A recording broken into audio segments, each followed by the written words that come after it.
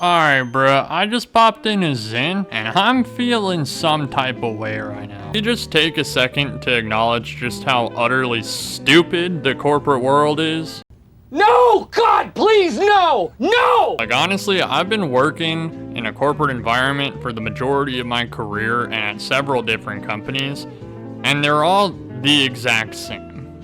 I could mention all the stereotypical shit, like the pizza parties for hitting record revenue goals, or how everybody's considered a family. Yeah, this gotta be one of the most dysfunctional families I've ever seen in my life. Which is a whole nother topic in and of itself. Like, bruh, I'm here to pay off a car that I'm severely in debt for.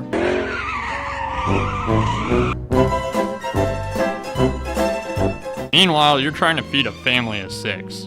We are not the same. But I digress. We're gonna talk about the things you only know about unless you're deep in those cubicle trenches. If another person asks me how my weekend was on a Monday or what I have planned for on a Friday, I'm gonna crash out. Like, yeah, Susan, what do you think I've been doing on the weekend, huh? Huh? What do you think, I'm gonna just tell you some crazy ass adventure that I went on? No. Like, I'm about to go home, eat some food, maybe jerk off, and then pass out. And when Saturday rolls around, I'm gonna do my laundry and catch up on the rest of the chores that I couldn't do during the week because you fucks make me have to censor myself in an email.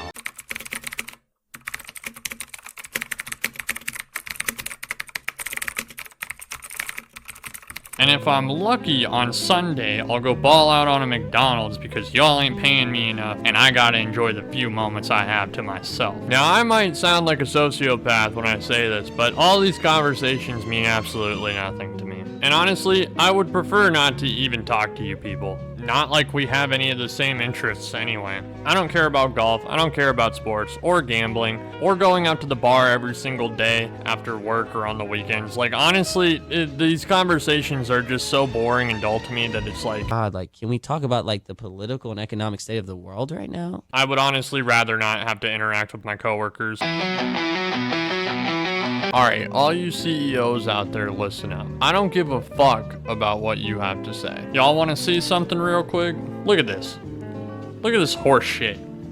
You see this? Bruh, what does this even mean? A single leaf working alone provides no shade. What, are we comparing each other to leaves now? Huh? My whole job is to just go sit in my cubicle and photosynthesize? It's an interesting way of saying that I'm so broke that I have to provide shade for a billionaire because I can't reach his tax bracket. We got to the tax bracket of not even communicating in normal words, bro. We photosynthesize with each other. This dude's so rich, he's dipping nuggets we've never heard of into sauces we could never even understand. Now, if you're in a corporate environment, then you know you're gonna end up receiving an email like this every single day. Like, it's cool for the first 2 or 3 times, but after a while, it just gets so annoying.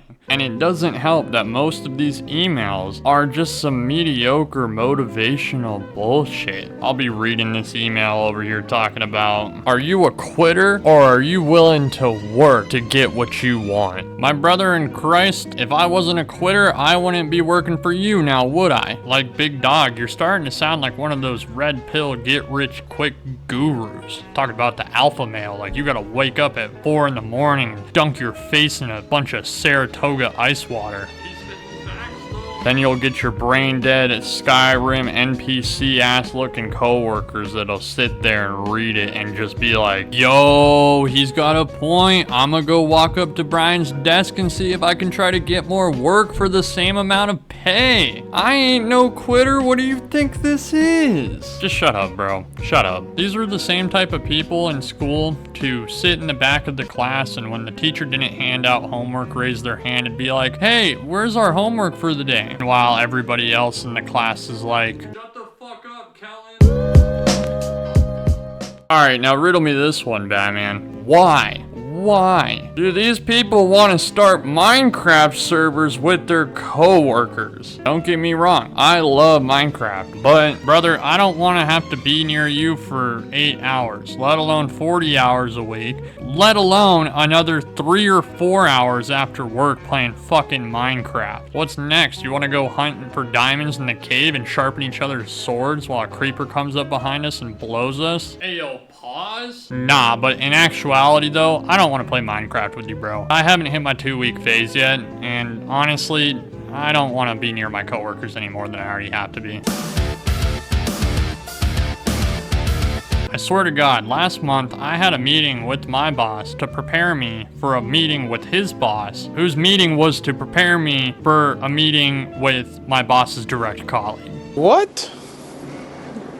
Bro, what are you talking about, man? At the end of this nearly 7-hour-long endeavor, spanning across 3 different meetings, I left it feeling more confused than I already was before I even started that first meeting. What's even crazier is that a week later, I got an email from my boss that had answered the only question that I had at the beginning of those meetings. Like, bruh, what kind of Mickey Mouse ass operation is this? I've come to learn since then that basically every meeting can be summed up into an email. Like when HR finds your joke so funny they want to hear it in person, but that people tend to just go with the meetings solely because they don't know what else to do with their free time during the workday.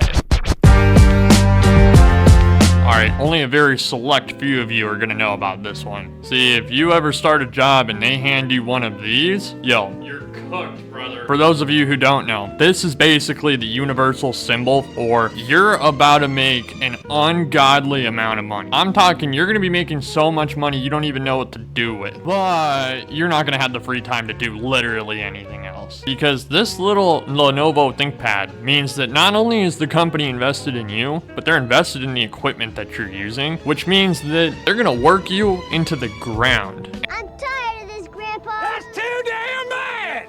And they're gonna get value out of every single penny that makes up your salary. So hey, congrats on the new job, but good luck on doing literally anything else that you wanted to do in your life. Have you ever wanted to be verbally micromanaged before? Well, welcome to my 13th reason why role-playing. And I'm not talking about that kinky shit you do at night. Typically, it starts in a meeting, along with several of your direct colleagues. You'll be sitting there contemplating your life choices while you hear your boss yap about some stupid statistics or analysis that they recently did. Follow it up by saying that because numbers are down, everybody's gonna start role-playing. Suddenly, you feel a sinking feeling in your stomach, followed by an existential threat that you're about to lose your job if you so much as even breathe in the wrong direction. As you sit there and hope that your boss doesn't call on you, you realize that this job sucks and that you didn't sign up for any of this. All of a sudden, boom, your name gets called. Now you have to lie your ass off and try to act like you know how to do your job in front of your boss and coworkers in hopes that you don't get bitched at afterwards. Fast forward 10 minutes later, you finish up and you think you did an okay job. And then your boss says, here's some constructive feedback. And then you proceed to just get absolutely verbally annihilated. What's wrong with you, bro? What the heck? You tripping, bro? You tripping? Afterwards, you're left with one of 2 thoughts. One, you crash out, start cursing out your boss, flipping tables, and then going over to the CEO's office and shitting all over his desk, and walking out of the building and quitting, never to be seen again. Or 2, you sit there thinking that you're about to lose your job, your wife's gonna end up leaving you, your kids will hate you, then you'll get a severe gambling addiction, trying to feel some sort of joy in life, only to wind up getting addicted to crack and heroin, and then selling your ass on the street for $2 in a Happy Meal. All that because you didn't use the company provided scripts and say exactly what your boss wanted to hear. In terms of brain rot on the internet, I don't think anything tops LinkedIn. Honestly, LinkedIn is probably the best form of pre-workout. I would bet money that if you ever go up on LinkedIn, you'll find something that'll piss you off so fast that you'll have absolutely no choice but to go lift some heavy circles.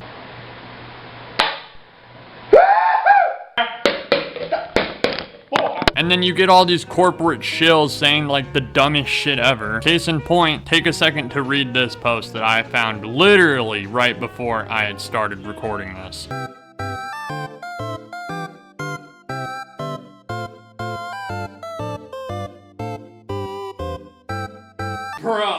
would quit on the spot. See, I think that anybody who has ever worked as a waiter would see this and think that the person who wrote it is an absolute corporate shill. This post is the definition of it's not that deep, bro. This is a grown-ass man who wrote this, by the way. Over here trying to tell a story like this is supposed to be motivational for everybody else. What's terrible is that this is just the tip of the iceberg on what I found during the research for this video. I came across all these other different posts in the span of about 5 minutes that had the exact same sort of vibe going on with them. Alright, bro, I've seen enough. Dislike LinkedIn more than literally any other social platform, and it's solely just because it isn't a cesspool of just utter corporate bullshit. What's even worse about LinkedIn is that it's like an unofficial rule that if you work in a corporate environment, you have to have a LinkedIn account. Because if you don't, now you look sketchy.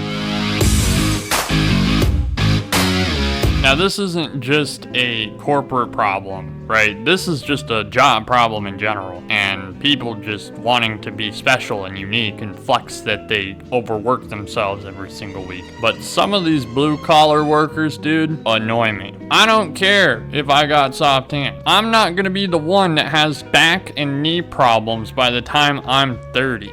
I've fallen, and I can't get up. Nor am I willing to sacrifice my own health for a corporation that will replace me at the drop of a hat. These people defend their job so much that they are the same type of people to think that when I was a kid, that I wanted to grow up to sit behind a desk, reply to emails, make some phone calls, and browse Instagram while I'm on the shitter on company time. Meanwhile, what I really wanted to do was just go build Legos for a living. Now I'm sitting on a YouTube channel complaining about an environment that I've been in for the last 8 years. Yeah, crazy how times change like that. Shit. Moral of the story is that I hate the corporate life, and even though I tell myself that I'm gonna quit every single day, I end up going to work the next day.